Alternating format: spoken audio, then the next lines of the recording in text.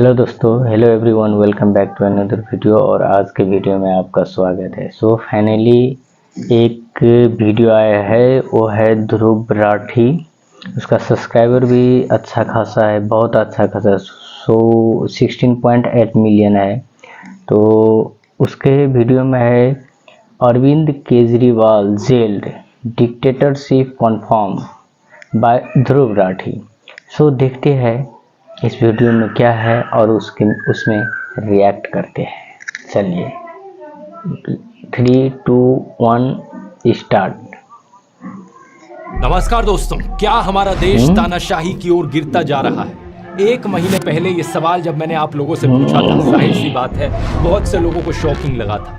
लेकिन किसी भी सच्चे देशभक्त के लिए जो सही मायनों में देश की परवाह करता है, एकदम 100% सवाल सही बहुत जरूरी है। कुछ लोगों को डाउट हुआ था कि क्या सही में ऐसा हो रहा है या नहीं हो रहा, लेकिन पिछले एक महीने में जो कुछ हुआ है देश में, उसे देखकर तो यकीनन आपकी आंखें खुल जानी चाहिए। दिल्ली के चीफ मिनिस्टर अरविंद केजरीवाल को बिना मनी ट्रेल और बिना कंडीशन के अरेस्ट कर लिया गया। 3 में से 2 इलेक्शन कमिश्नर्स को प्रधानमंत्री मोदी की मर्जी के अनुसार अपॉइंट किया गया। इलेक्टोरल बॉन्ड्स, इतिहास के सबसे बड़े घोटाले की खबरों को चैनल्स और अखबारों से गायब कर दिया गया। देश की सबसे बड़ी ऑपोजिशन पार्टी कांग्रेस कह रही है कि उनके बैंक अकाउंट्स को फ्रीज किया जा चुका है। क्या हो रहा है इंडिया में? नहीं कर पा रहे। सालों पुराने केसेस को लेकर इलेक्शन से एकदम पहले इनकम टैक्स डिपार्टमेंट ने इन पर 1700 करोड़ का फाइन लगा दिया। रिपोर्ट किया जा रहा है कि कम्युनिस्ट पार्टी पर भी 11 करोड़ का फाइन लगा दिया। देश भर से खबरें आ रही हैं कि कैसे ऑपोजिशन के कैंडिडेट्स डिक्लेयर होते ही उन पर ईडी और आईटी के नोटिस आ जा रहे हैं। और कांग्रेस का तो ये तक कहना है कि उन्हें अखबारों में पेड एडवर्टाइजमेंट्स छापने तक नहीं दिया जा रहा। इसको छपवाने के लिए हमने नीचे अपना नाम भी दिया, सारा ब्यौरा दिया कि चंदा दो धंधा लो चल रहा था। इस विज्ञापन को छापने से मुख्य जो अखबार थे उन्होंने मना कर दिया। ये क्या हो रहा है देश में? क्या इस तरीके से इलेक्शंस लड़ी जाएंगी? हम लोग क्या कर सकते हैं यहाँ पर देश की डेमोक्रेसी को बचाने के लिए? इन सब सवालों के जवाब इस वीडियो में जानते हैं। और कुछ लोग जिन्हें अभी भी लगता है कि डेमोक्रेसी सुरक्षित है देश में अभी भी, या फिर जिन्हें लगता है कि तानाशाही अच्छी चीज होगी देश के लिए, इनके सवालों को भी आंसर करते हैं। ओह माय गॉड, क्या हो रहा है इंडिया में यार? बात करते हैं अरविंद केजरीवाल के अरेस्ट। भारत के इतिहास में पहली बार है कि किसी चीफ मिनिस्टर को अरेस्ट किया गया हो, और वो भी तब जब कोर्ट में कोई गुनाह नहीं हुआ।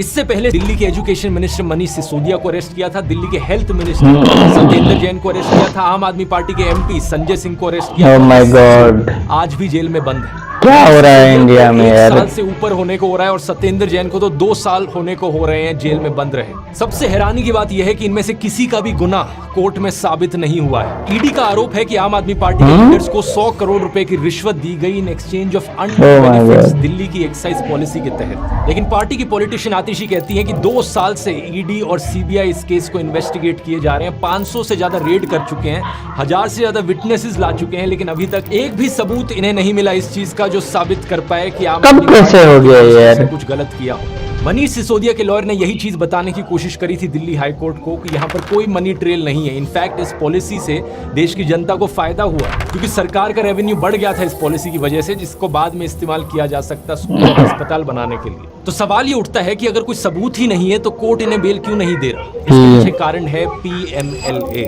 Prevention of money laundering act का कानून। स्पेसिफिकली कहा जाए तो 2018 में जो इस कानून में अमेंडमेंट करी गई थी मोदी सरकार के द्वारा। इस अमेंडमेंट में सरकार ने बेल की कंडीशंस बदल दी, बेल लेने को और मुश्किल बना दिया। बाकी कानूनों में क्या होता है, innocent until proven guilty, bail मिलना आपका अधिकार कंसीडर किया जाता है। लेकिन PMLA में अब क्या हो गया है, गिल्टी अंटिल प्रूवन इनोसेंट, आपको तब तक बेल नहीं मिलेगी जब तक आप अपने आप को इनोसेंट ना साबित करो। इसी 2018 की अमेंडमेंट में ईडी को और ताकत भी दे दी गई थी। इन चीजों को अरविंद केजरीवाल ने खुद भी एक्सप्लेन किया था अपनी अरेस्ट से पहले। ईडी के केसेस में जमानत क्यों नहीं मिल रही लोगों को? अब ये पूरा कानून इन्होंने ईडी में पलट दिया। अब इसमें हो गया you are guilty till proved innocent. इस कानून में इन्होंने ये लिखा है कि आपके ऊपर आरोप लगेगा, आपके ऊपर FIR होगी, झूठा सच्चा जो मर्जी आपको गिरफ्तार कर लिया जाएगा और आपको बेल तब तक तक नहीं मिलेगी जब तक आपका Oh मुकदमा my नहीं हो जाता God. और आप इनोसेंट प्रूव नहीं हो जाते। लेकिन बात सिर्फ इतनी सिंपल नहीं है दोस्तों। अरविंद केजरीवाल के इस अरेस्ट के पीछे एक इलेक्टोरल बॉन्ड घोटाले का भी कनेक्शन। कोर्ट में जो हियरिंग हुई उसके अनुसार अरविंद केजरीवाल को 4 लोगों की स्टेटमेंट्स के बल पर अरेस्ट किया ईडी ने। उनमें से एक इंसान है शरद चंद्र रेड्डी, जो कि ऑरबिंदो फार्मा कंपनी के हेड हैं। 9 नवंबर 2022 की बात है कि ईडी ने रेड्डी को बुलाया था पूछताछ के लिए इस एलिजिड लिकर स्कैम के केस में। उन्हें जो स्टेटमेंट दी उस दिन वो केजरीवाल के फेवर में थी, लेकिन अगले ही दिन 10 नवंबर 2022 को ईडी इन्हें अरेस्ट कर लेती है। इनके अरेस्ट होने के सिर्फ 5 दिन बाद इनकी कंपनी ऑरबिंदो फार्मा ने 5 करोड़ रुपए का चंदा डोनेट किया बीजेपी को इलेक्टोरल बॉन्ड्स के जरिए। ये चीज हम जानते हैं इलेक्टोरल बॉन्ड डेटा को। आप क्रोनोलॉजी समझ लीजिए। ये करीब 6 महीने तक जेल में रहते हैं। अरविंद केजरीवाल ने कोर्ट में कहा कि इन्होंने 9 अलग अलग स्टेटमेंट्स दी इस 6 महीने के पीरियड में, जो कि सारी स्टेटमेंट्स केजरीवाल के फेवर में थी। उसकी अरेस्ट हुई, उसके बाद उसके 9 स्टेटमेंट्स होते हैं। 9 स्टेटमेंट्स वो मेरे खिलाफ नहीं होता। उसके बाद 6 महीने उसको अरेस्ट करने के बाद 25 अप्रैल को वो खुल जाता है। लेकिन 25 अप्रैल 2023 को 6 महीने जेल में रहने के बाद अगली स्टेटमेंट जो देते हैं वो केजरीवाल के खिलाफ होती है। अगले ही महीने मई 2023 को ईडी इन्हें बेल दे देती है और जून 2023 में ये ईडी के अप्रूवर बन जाते हैं इस केस में। और बेल मिलने के करीब 6 महीने बाद इनकी कंपनी 25 करोड़ रुपए की और डोनेशन करती है बीजेपी को। अब देख रहे हो दोस्तों किस लेवल का खेल खेला जा रहा है। इलेक्टोरल बॉन्ड्स का डेटा हमें बताता है कि टोटल में इनकी कंपनी ने 52 करोड़ रुपीस की बॉन्ड्स खरीदी थी, जिनमें से 34 करोड़ रुपीस के पास गई, 15 करोड़ बीआरएस के पास और 2.5 करोड़ टीडीपी के पास। यही कारण कि आतिशी ने कहा कि इस एलिजिड लिकर स्कैम का जो मनी ट्रेल है वो आम आदमी पार्टी के पास नहीं बल्कि बीजेपी के पास जाता है। ये है मनी ट्रेल, शरद चंद्र रेड्डी की कंपनियों द्वारा दिया गया भारतीय जनता पार्टी के बैंक अकाउंट में पैसा। जो बाकी 3 लोग हैं जिनकी स्टेटमेंट्स की वजह से अरविंद केजरीवाल को अरेस्ट किया गया, उनकी कहानियों में भी ऐसी ही क्रोनोलॉजीज आपको देखने को एक के बाद एक समन्स मिस किए जा रहे थे ईडी के, और उन्होंने ईडी के इन सारे समन्स को इलीगल ठहराया। उनके अनुसार ईडी का मकसद सिर्फ और सिर्फ इन्हें किसी भी बहाने से अरेस्ट करना था, जिससे कि पार्टी को खत्म किया जा सके और दिल्ली और पंजाब की सरकारों को गिराया जा सके। एक 8 मिनट की ऑडियो रिकॉर्डिंग है इस केस की, जब अरविंद केजरीवाल खुद को कोर्ट में डिफेंड कर रहे थे। अगर आप वो सुनना चाहें तो उसका लिंक डिस्क्रिप्शन में है। अरविंद केजरीवाल के अरेस्ट पर रिएक्ट करते हुए कांग्रेस पॉलिटिशियन राहुल गांधी ने कहा, तानाशाह एक मरा हुआ लोकतंत्र बनाना चाहता है। नेताओं को धमकाया जाता है, पैसे देकर सरकारों को गिराया जाता है, नेताओं को जेल में डाला जाता है। ये पूरी की पूरी मैच फिक्सिंग करने की कोशिश की जा रही है। मीडिया समेत सभी संस्थाओं पर कब्जा, पार्टियों को तोड़ना, कंपनियों से हफ्ता वसूली, मुख्य विपक्षी दल का अकाउंट फ्रीज करना और अब तो चुने हुए मुख्यमंत्रियों की गिरफ्तारी भी आम बात हो गई है। कांग्रेस पार्टी को यहां अलग तरीकों से खत्म करने की कोशिश करी जा रही है और ये कोशिश भी कई महीनों से जारी है। पिछले साल अगस्त के महीने में राहुल गांधी पर एक बहुत ही अजीबोगरीब डिफेमेशन केस किया गया, जिसके जरिए उन्हें डिस्क्वालीफाई करने की कोशिश करी गई थी। इस केस की मैंने डिटेल में इस वीडियो में बात करी थी, जिसमें सूरत के कोर्ट ने 2 साल की सजा सुनाई राहुल गांधी को। वो तो सुप्रीम कोर्ट ने इसे होने से रोक दिया, नहीं तो आज के दिन देश की 2 सबसे बड़ी ऑपोजिशन पार्टीज के टॉप लीडर्स जेल में होते। लेकिन अब क्या किया जा रहा है? कांग्रेस का दावा है कि उनके बैंक अकाउंट्स को फ्रीज कर दिया गया है। इसके पीछे क्या कारण दिया जा रहा है? इनकम टैक्स डिपार्टमेंट का कहना है कि कांग्रेस ने अपने रिटर्न्स फाइल नहीं किए थे डेडलाइन के टाइम पर। इसके अलावा एक 31 साल पुराना केस कांग्रेस का खोला जा रहा है 1993-1994। डिपार्टमेंट का कहना है कि वहां पर कुछ हुआ था उस समय पर, अब हम उसका पीनल चार्जेस मांगते हैं। और 29 मार्च को आईटी डिपार्टमेंट ने 1700 करोड़ का नोटिस दिया कांग्रेस पार्टी को। और सेम दिन रिपोर्ट में आया कि कम्युनिस्ट पार्टी पर भी 11 करोड़ रुपए की पेनल्टी लगा दी आईटी डिपार्टमेंट ने। किस कारण से? हर एक ऑपोजिशन पार्टी को इसी तरीके से टारगेट किया जा रहा है। इस ट्वीट को देखिए। टीएमसी पार्टी के कैंडिडेट साकेत गोखले ने लिखा कि पिछले 72 घंटे में इन्हें 11 अलग अलग इनकम टैक्स के नोटिस आ गए। कुछ तो 7-7 साल पहले के नोटिस हैं। क्या ऐसे होंगी देश में फ्री और फेयर इलेक्शंस? हालातों को देखकर इस फिल्म की याद आती है, द डिक्टेटर नाम की एक कॉमेडी फिल्म, जो कि एक सैटारिकल कहानी सुनाती है एक फिक्शनल डिक्टेटर की। रेस जीतने के लिए डिक्टेटर किसी भी हद तक जाने को तैयार है। आज जो भी ये सब हो रहा है देश में, इसकी खबर दुनिया भर में पहुंच रही है दोस्तों। पहले जर्मनी की तरफ से स्टेटमेंट आई, फिर अमेरिका ने स्टेटमेंट दी और अब तो यूनाइटेड नेशंस भी कहने लग रहा है। वो उम्मीद करते हैं कि इंडिया में लोग फ्री और फेयर तरीके से वोट कर पाएंगे, सबके राइट्स को प्रोटेक्ट किया जाएगा। सरकार के इन कारनामों की वजह से रेपुटेशन नीचे गिर रही है। कुछ बीजेपी के पॉलिटिशियंस तो अब ओपनली कह रहे हैं हम 400 से ज्यादा सीट लाना चाहते हैं ताकि हम देश का कॉन्स्टिट्यूशन बदल सके। इस खबर को देखो, 27 मार्च को शिवसेना ने अपने पॉलिटिशियन अमोल कीर्तिकर को कैंडिडेट घोषित किया। ये हुआ सुबह के 9 बजे और सिर्फ 1 घंटे बाद 10 बजे इन्हें ईडी का नोटिस आ गया। अमोल कीर्तिकर जी जैसे उनका नाम घोषित हुआ, उनको ईडी का समन्स आया। ये दबाव तंत्र है, ये डराने की कोशिश है। एनसीपी के लीडर प्रफुल्ल पटेल याद है, इन पर एक भारी आरोप लगाया गया था करप्शन केस का बीजेपी के द्वारा। 8 महीने पहले इन्होंने लेकिन अपनी पार्टी तोड़कर बीजेपी की अलायंस ज्वाइन कर ली थी और इसका नतीजा क्या हुआ? 29 मार्च की इस खबर को देखो। जो भी केस सीबीआई ने लगाया था उसे बंद कर दिया गया। अब मोदी सरकार कहती है कि यहाँ कोई करप्शन नहीं था। ऐसे ही बहुत से और केसेस हैं, जैसे कि नवीन जिंदल का केस देखो। ये कांग्रेस के कैंडिडेट थे, इन पर कोलगेट स्कैम का आरोप लगा था, लेकिन 25 मार्च को बीजेपी ज्वाइन करते हैं और अचानक से इन्हें बीजेपी का टिकट मिल जाता है। ये सब देखने के बाद भी कुछ लोग इतने बेशर्म हैं कि वो फिर भी कहते हैं, अरे अगर ये नहीं तो और कौन। हालत देख रहे हो देश में क्या हो गई है। हालत ये हो गई है कि कोई भी और ऑप्शन यहाँ पर बेहतर है। देश में इलेक्शंस को फेयर तरीके से कंडक्ट करवाने की रिस्पॉन्सिबिलिटी आती है इलेक्शन कमीशन के ऊपर, लेकिन वहां अपनी अलग कहानी चल रही है। 9 मार्च 2024 को इलेक्शन कमिश्नर अरुण गोयल ने अपनी पोस्ट से रिजाइन कर दिया। Chief election commissioner Rajiv Kumar का कहना था कि उन्होंने ये इस्तीफा दिया क्योंकि हेल्थ कंसर्न्स थे उन्हें। लेकिन द हिंदू अखबार के अनुसार उनके पास के जो लोग थे उनका कहना है कि एक्चुअली में अरुण गोयल की जो हेल्थ थी वो परफेक्ट थी। कारण इसके पीछे ये बताया जा रहा है कि chief election commissioner Rajiv Kumar और इलेक्शन कमिश्नर अरुण गोयल के बीच में असहमतियां थी। अब इसके अलावा एक और इलेक्शन कमिश्नर की पोस्ट खाली पड़ी थी। देश में 3 इलेक्शन कमिश्नर्स होते हैं। इनके रेजिग्नेशन के बाद 2 पोस्ट खाली हो गई।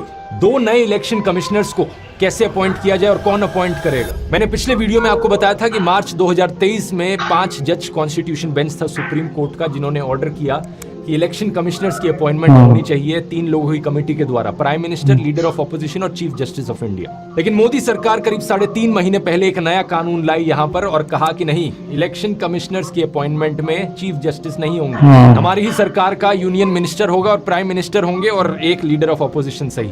इसके अनुसार 2 नए इलेक्शन कमिश्नर्स अपॉइंट किए जाते हैं। 3 लोगों की जो कमेटी बनाई गई उसमें थे प्रधानमंत्री मोदी, दूसरे थे होम मिनिस्टर अमित शाह, तीसरे थे ऑपोजिशन पॉलिटिशियन अधीर रंजन चौधरी।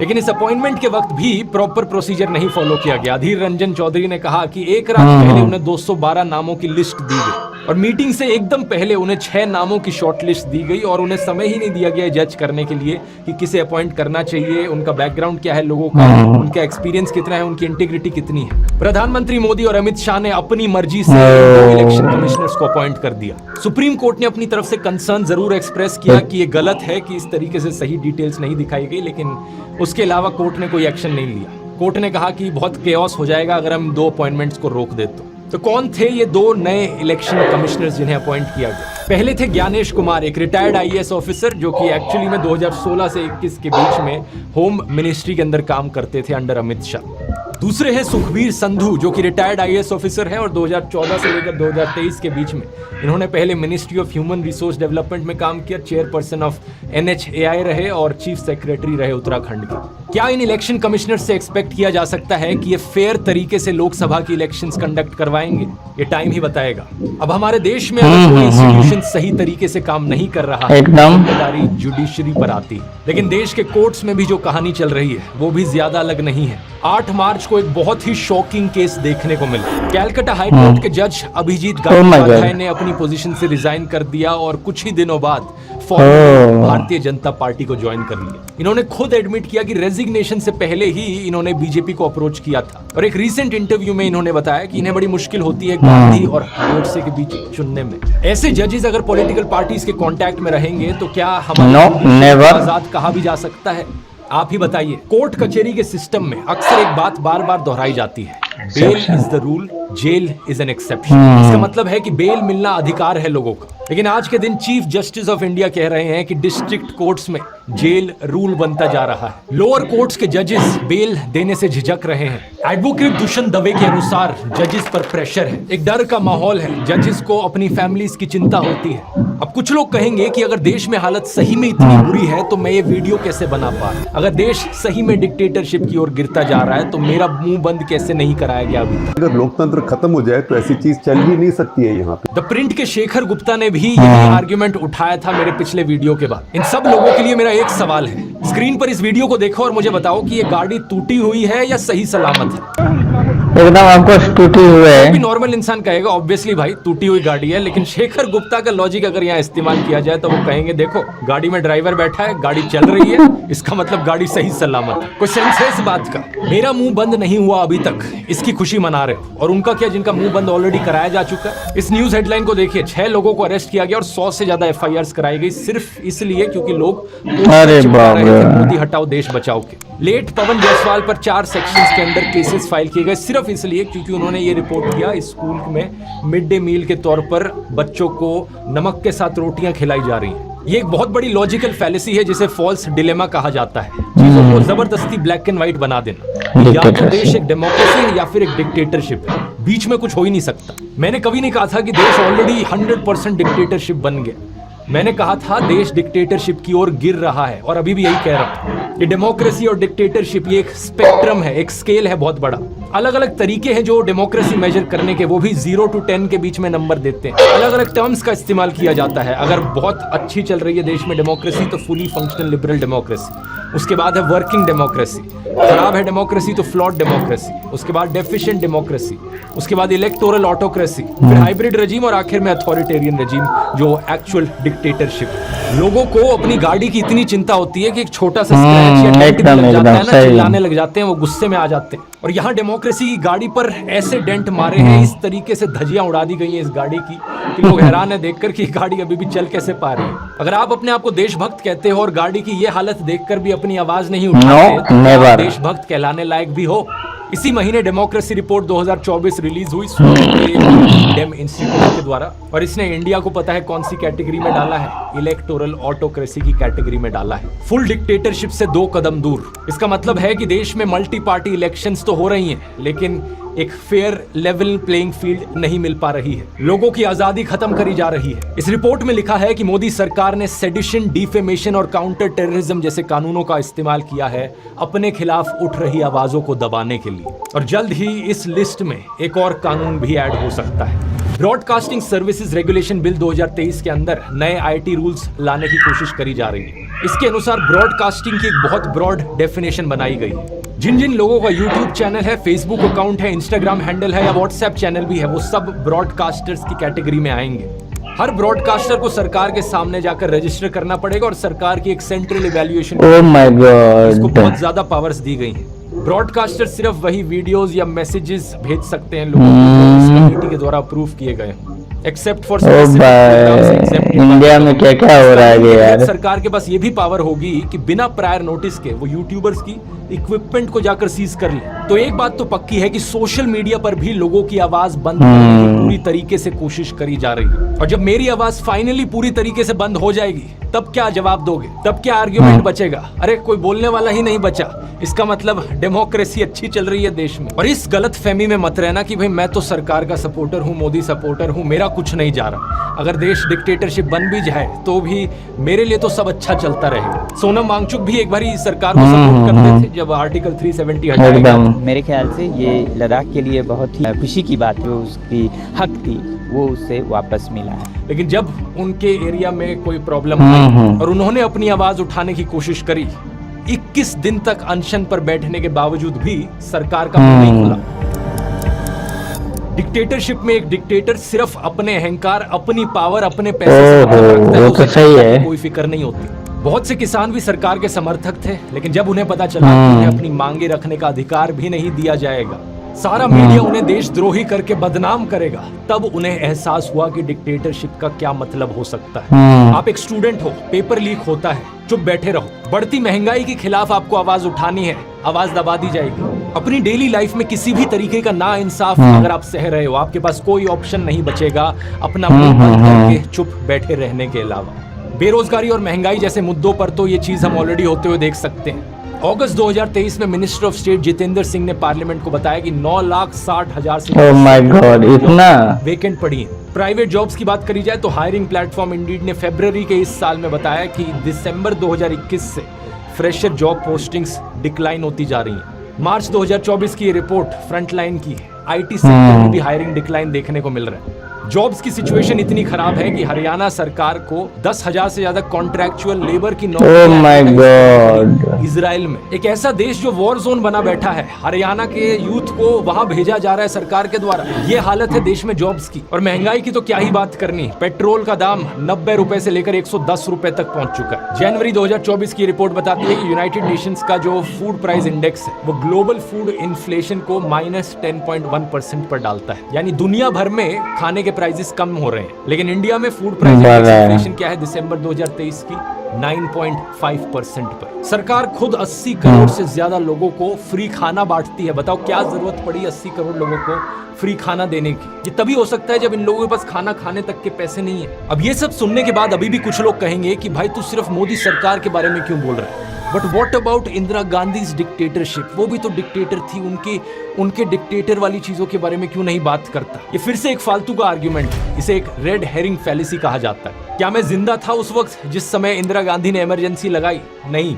अगर होता तो मैं यही वीडियोस बना रहा होता। और अभी भी इनफैक्ट मैंने एक पूरा वीडियो बनाया है इंदिरा गांधी की इमरजेंसी के ऊपर, बताया है कि कैसे वो डेमोक्रेसी के ऊपर एक काला धब्बा था। लेकिन कल की प्रॉब्लम्स गिनाकर आज की प्रॉब्लम्स ठीक नहीं हो जाएंगी। उस वक्त जो हुआ वो बहुत गलत था, और इस वक्त जो हो रहा है वो भी बहुत गलत है। उस वक्त कुछ लोगों के बहादुर संघर्ष की वजह से डेमोक्रेसी को बचा लिया गया देश में। लेकिन आज कौन बचाएगा देश को? मीडिया को खरीदा जा चुका है, हर इंस्टीट्यूशन कॉम्प्रोमाइज हो चुका है, ऑपोजिशन लीडर्स का अरेस्ट किया जा चुका है। बचा कौन? बचे हम लोग, देश के लोग, we the people of India. हम हैं आखिरी उम्मीद। जैसे इमरजेंसी के समय में लोगों ने भारी संख्या में अपनी आवाज उठाई थी और उसके बाद जो इलेक्शंस हुई उसमें इंदिरा गांधी को हरा दिया था, उसी जज्बे से आज देश की जनता को इस अनडिक्लेयर्ड इमरजेंसी के खिलाफ आवाज उठाने की जरूरत है। अगर आप भारत माता की जय कहते हो तो भारत माता को बचाने के लिए तैयार भी रहो। अगर गांधी जी, भगत सिंह, नेताजी बोस की रिस्पेक्ट करते हो तो उनके जैसा जज्बा भी लेकर आओ। जो आजादी उन्होंने अपना खून पसीना बहाकर दिलवाई है,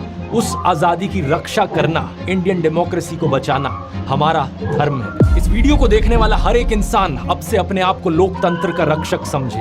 ये जिम्मेदारी अब हम सबकी है। स्टेप 1, अपनी आवाज उठाइए। एक एक आवाज से फर्क पड़ता है। अगर आप अपनी आवाज नहीं उठा सकते तो इस वीडियो को 100 लोगों को फॉरवर्ड कीजिए। व्हाट्सएप ग्रुप्स पर, इंडिविजुअली, फेसबुक पर, ट्विटर पर, इंस्टाग्राम पर। हमारा मिशन 100% राइट, देश के कोने कोने एकदम 100% राइट, हर एक वोटर तक पहुंचाना। स्टेप 2, वोट करना मत भूलिए। इस बार कोई एक्सक्यूज नहीं चलेगा क्योंकि एक एक वोट से फर्क पड़ता है। चेक कीजिए आपकी कॉन्स्टिट्यूएंसी में कब है वोटिंग। अगर आप देश के बाहर होंगे तो आ जाइए वोट करने, क्योंकि इस बार सब कुछ दांव पर है। इस लिंक पर जाइए, ये लिंक डिस्क्रिप्शन में भी मिल जाएगा, चेक करने के लिए कि आप वोटिंग के लिए ऑलरेडी रजिस्टर्ड हैं या नहीं। अगर आपका नाम इस लिस्ट में नहीं आता, इसका मतलब आप वोटिंग के लिए रजिस्टर्ड नहीं है। वोटर रजिस्ट्रेशन कंप्लीट करने के लिए इस लिंक पर जाइए, ये भी नीचे डिस्क्रिप्शन में मिल जाएगा। स्टेप 3, अपने आसपास लोगों तक बात पहुंचाइए। क्या आप जानते हैं देश में 30 से 35% वोट डालने ही नहीं जाते? अपने परिवार में लोगों को कन्विंस कीजिए, अपने दोस्तों को बताइए, अपने मोहल्ले में लोगों को कन्विंस कीजिए। जिस दुकानदार के पास जाकर आप सब्जी खरीदते हैं, जिस धोबी से कपड़े प्रेस करवाते हैं, जो हाउस हेल्पर आपके घर में आते हैं, कितने लोगों को आप रीच आउट कर सकते हैं और देश की इस इमरजेंसी सिचुएशन बचा सकते हैं, तक पहुंचा सकते हैं और उन्हें कन्विंस कर सकते हैं वोट करने के लिए। ये मत सोचना कि मैं अकेला क्या कर सकता हूँ। जैसा कृष्ण गीता में कहते हैं, फल की चिंता मत, 100% राइट, कर्म है वो कर्म करो। इस वीडियो को देखने वाला अगर हर एक इंसान बस ये ठान ले कि अगले 20 दिन तक मैं रोज 5 लोगों को जाकर इसके बारे में बताऊंगा, उसी से ही काम बन जाएगा। हम 1 करोड़ से ज्यादा लोग हैं इस YouTube चैनल से जुड़े हुए। एक इंसान को सिर्फ 100 लोगों को रीच आउट करना है और इस तरीके से हम देश के कोने कोने तक सारे 100 करोड़ एलिजिबल वोटर्स को रीच आउट कर सकते हैं। और स्टेप 4, ये सब करना है खुशी से, हंसते हुए और प्यार फैलाते हुए। जोर से हंसना ताकि आपकी हंसी तानाशाह के अहंकार को डुबा दे। प्यार का दरिया बहाना है जिससे नफरत और अविश्वास का सब कीचड़ हट जाए। तो इन 4 चीजों को याद रखना।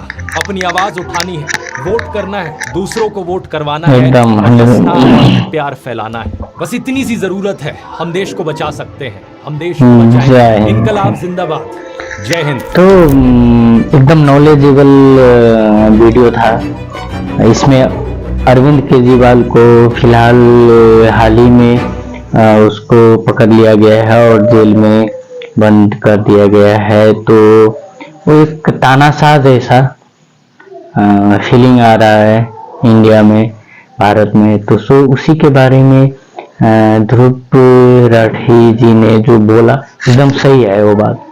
क्यों स्कैम जैसा चल रहा है कि चुनाव है, इसमें किसी का अकाउंट जो बंद हो जाए, फ्रीज कर दिया जाए, किसी का कोई इशू नहीं है किसी से और कोई नहीं है, उसको पकड़ लिया जाए, जेल में डाल दिया जाए, है ना। ऐसे तो अरविंद जी केजरीवाल को जैसे कि जेल में अभी फिलहाल उसको डाल दिया गया है, तो उस पर केस चल रहा है कोई, तो इसी मामले में है। लेकिन भारत में ये सब होना अच्छा नहीं लग रहा है।